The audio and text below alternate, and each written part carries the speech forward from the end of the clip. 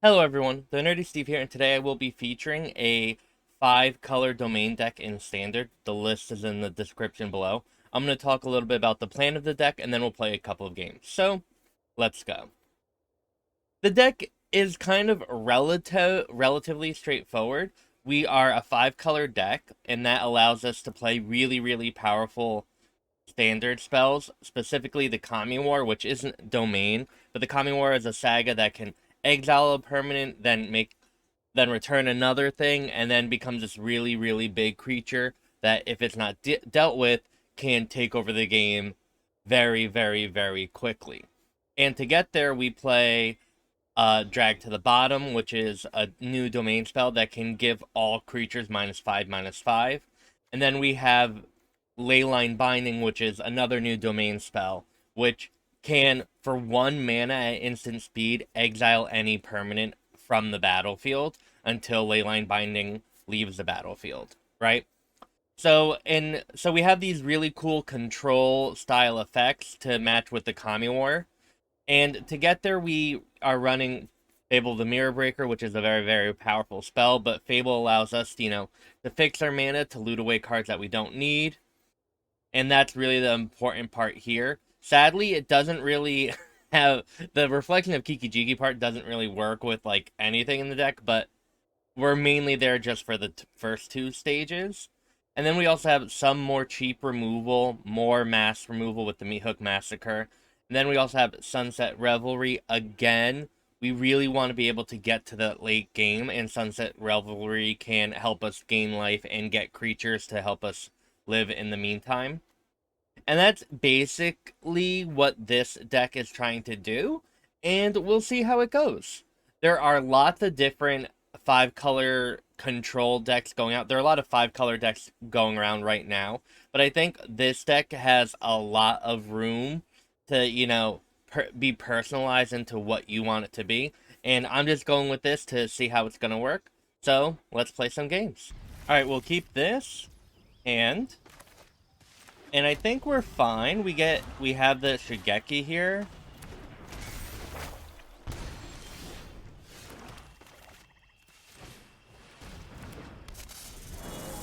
Followed by a Fable. And our opponent, I think this particular hand seems decent against Mono Black. We'll see. Liliana's still going to be a problem if that becomes something we're worried about, but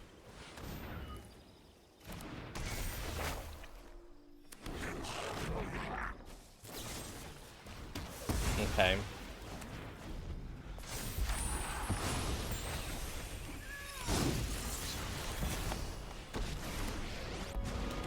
What did I say?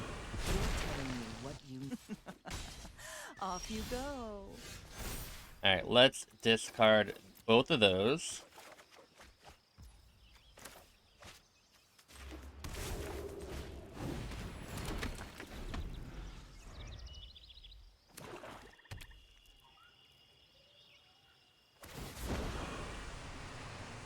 I'm tired of your secrets.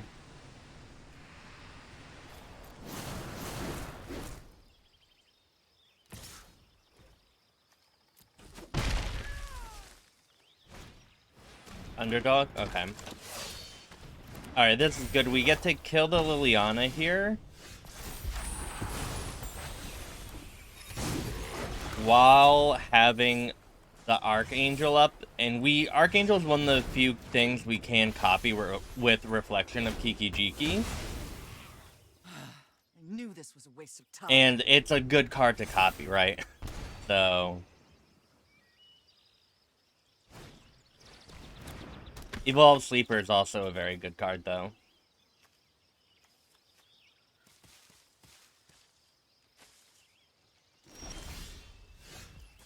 Seeing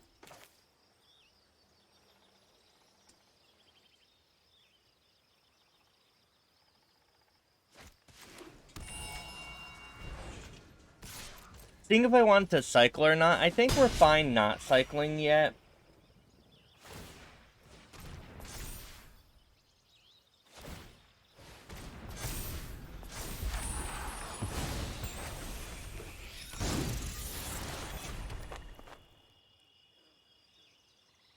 Maybe Evolved Sleeper, though, might be a little problematic.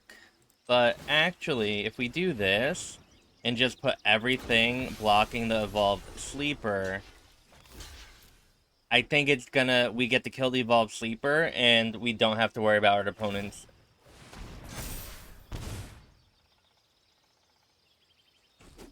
You know, creatures living through Meathook.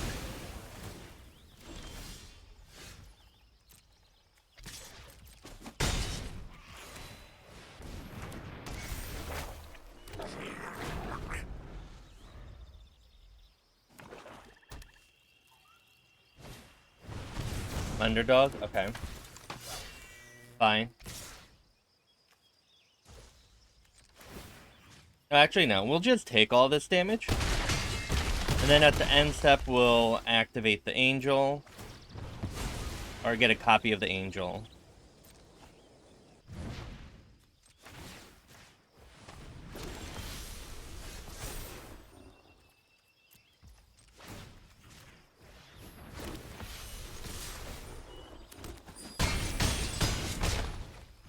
And for 4, we can just do this, what, for 4? Oh, we can do it for 2?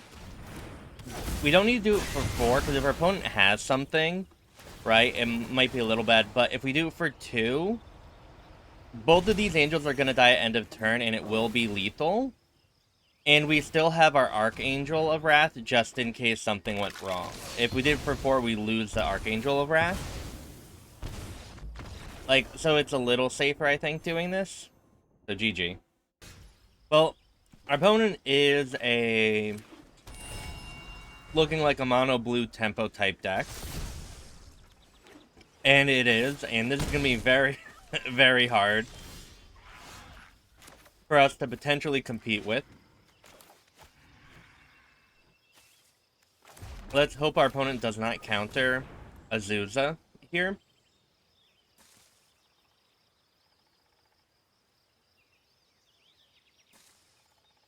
This is the type of deck that we're gonna probably have a lot of problems with. Our deck, I think, is good against the more mid-range stuff because our spells cost are a little more expensive and they're a lot more powerful, and we need to get to that type of game. But if we run against, decks that are aggressive and have a lot of counter magic or ways to interact with our spells, that's going to be really, really problematic.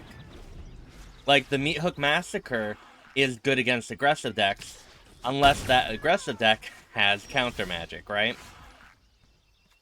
So, green, blue, white, red, black.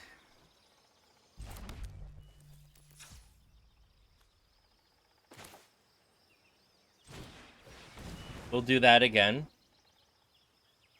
Unfortunate that we don't have white mana for this Leyline Binding. That would be really, really good. So we could flash it in to get rid of the Insectile Aberration, but, like, we'll be fine. Hopefully.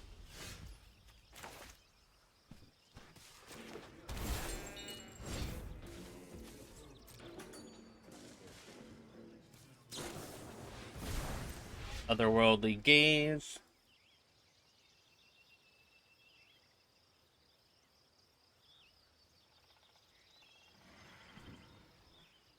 I think after this resolves, we might want a Leyline Binding.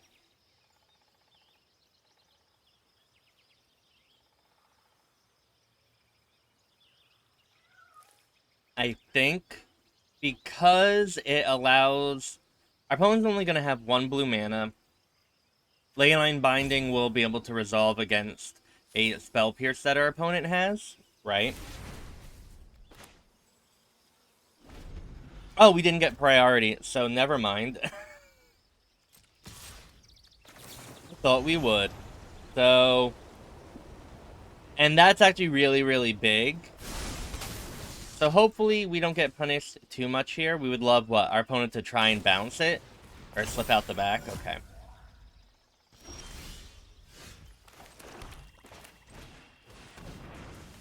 That was very, very unfortunate for us.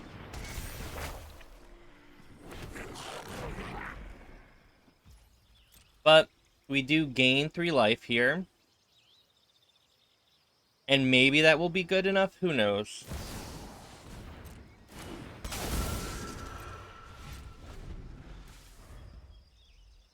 Our opponent's hand could have a lot of stuff, though, that is just going to be very, very bad, right? So we want to gain 3 life here.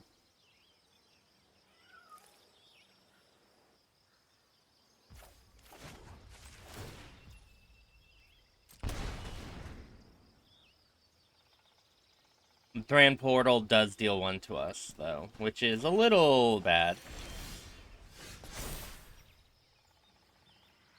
Interesting. I actually don't even know if we want to discard anything. Fading Hope. Okay.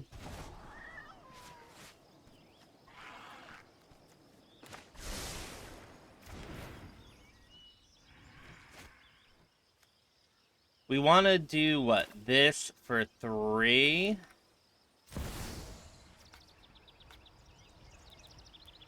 And we can keep the Prismatic up.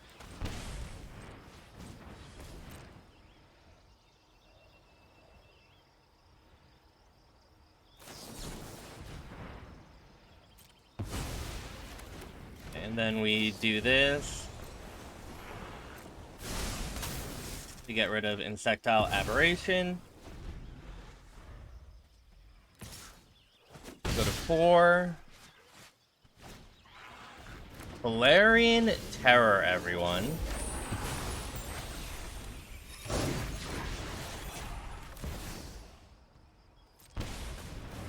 Cannot say I was expecting that.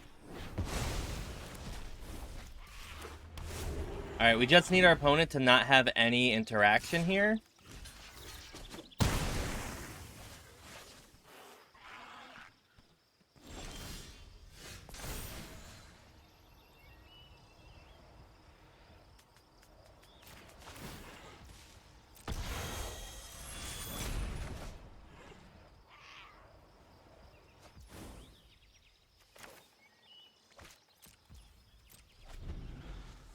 Okay.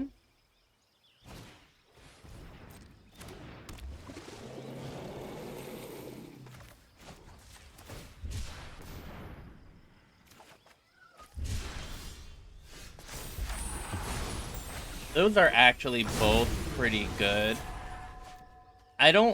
We'll see here. I want to maybe be able to discard this to, like, gain 3 life just in case something goes wrong here. Oh, wow.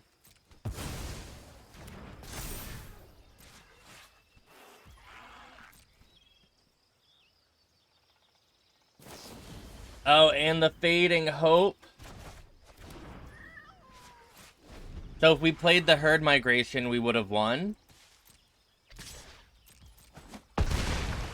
Oh, GG. Okay.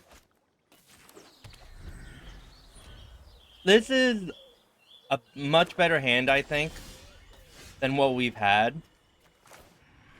Azusa is a card I've been kind of wanting more in my opening hands. Allowing us to get to Kami War a turn sooner is really, really important, actually.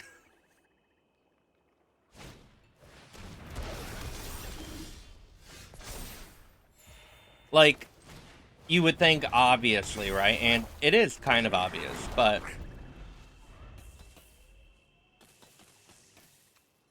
I don't know how good I feel about it, but I always feel like I want it in my opening hand to make the Kami War or Herd Migration happen a little faster, right? Our opponent is on looking like some black sacrifice shenanigans. We're gonna get rid of both of these. We don't need board wipes yet. Let's go for what? Green?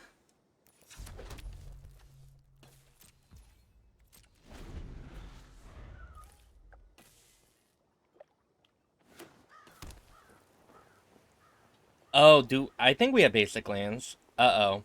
That Field of Ruin can really mess us up.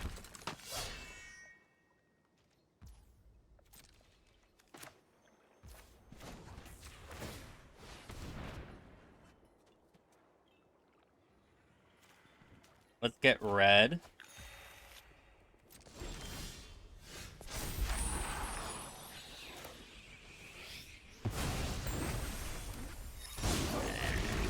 And then we can the Kami War. One thing to do with this deck, or something that I'm realizing, right, is how important it is to really actually think about the lands and how they all interact with each other. Because, I don't know about you, but, you know, getting that mountain would have been really, really bad. I mean, if I didn't get the mountain, I got, like, I wasn't thinking I got a forest, or a swamp, or an island. Like, being able to actually go, oh, I need this so I can, my lands tap. Like, you want certain amount of redundancy. So, that's something that can very easily mess you up if you're not playing as close attention to it as you might want to be. We're going to sacrifice both of our creatures here because it's a creature and enchantment. I think we really want the Kami War to go off.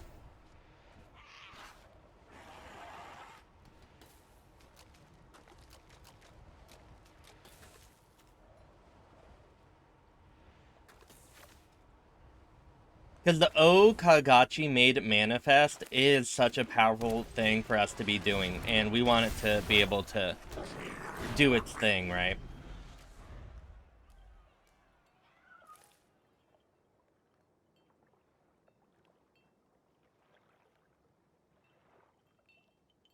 Because again, our opponent has a lot of cards in hand, and that's kind of scary.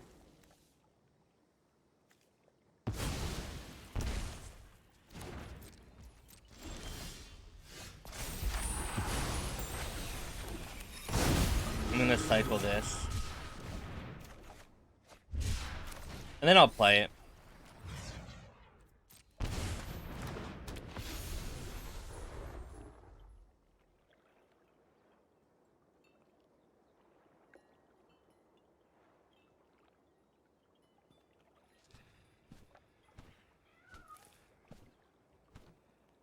I don't know, I'm a little scared of our position right now.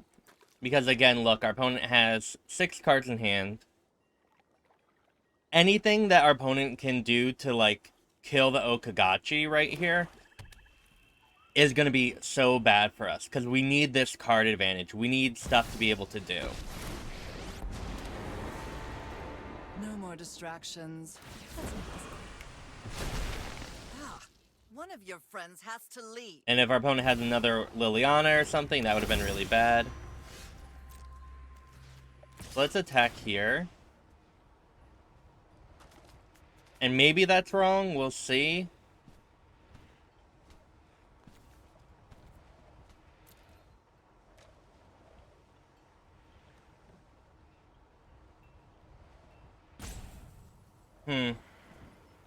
Opponent, I'd probably bring us Azusa. We haven't also really gotten to see Shigeki do its thing, right? And that would be really, really wonderful. Fine. I know when I'm not Let's wanted. cycle. Oh, we have another Kami War. Alright, that's really good too.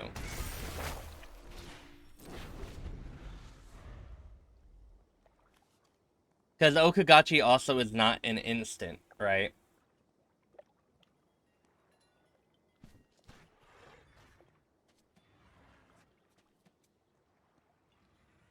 I feel a lot better after we...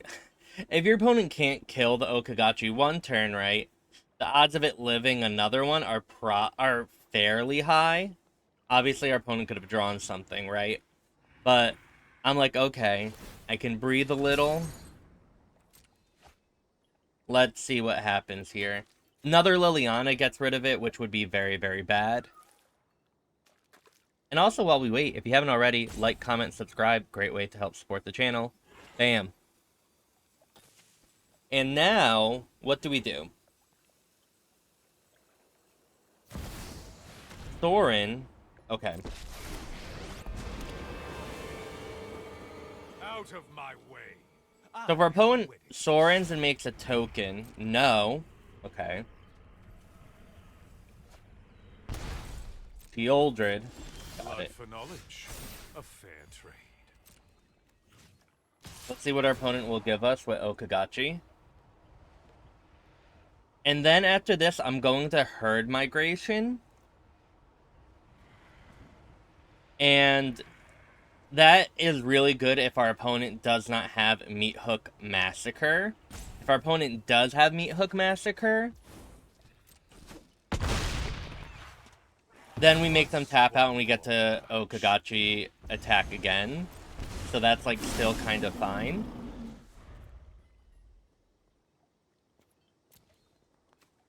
Okagachi is also... Next turn we're probably going to get Dragged to the Bottom returned to our hand. Because everything else is really, really good.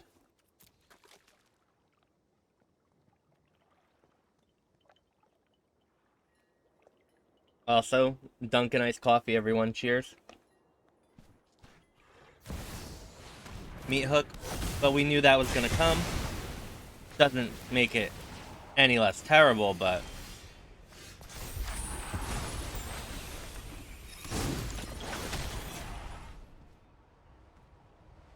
And Drag to the Bottom is something, while it's not particularly wonderful, right?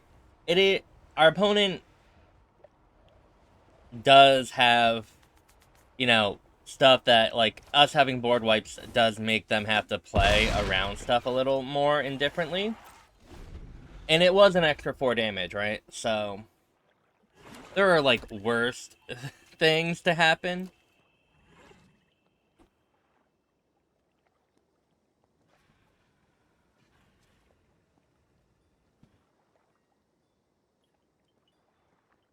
Not many, but there are worse.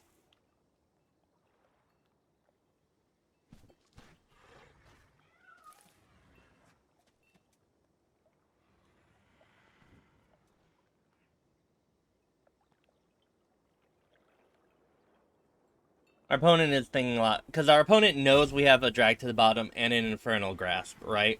So Shieldred isn't necessarily gonna help. And so it's not a particularly good spot for them to be in. Okay. Junji.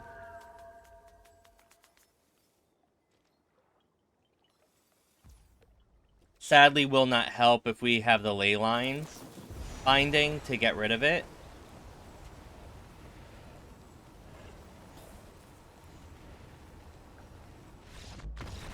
GG. Well, thank you for watching me play some 5-color domain in Standard.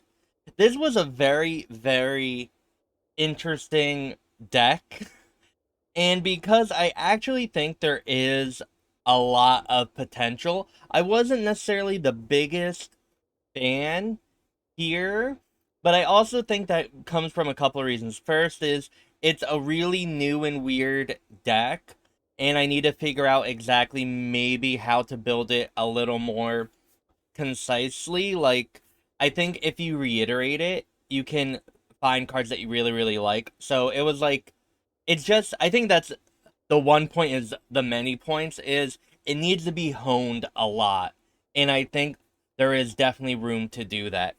You know, I think maybe we could add more Meathooks or more Shigekis, or if there are other ways to, you know, make your land drops quicker so you can get to your bigger spells, like Kami War and Herd Migration, sooner.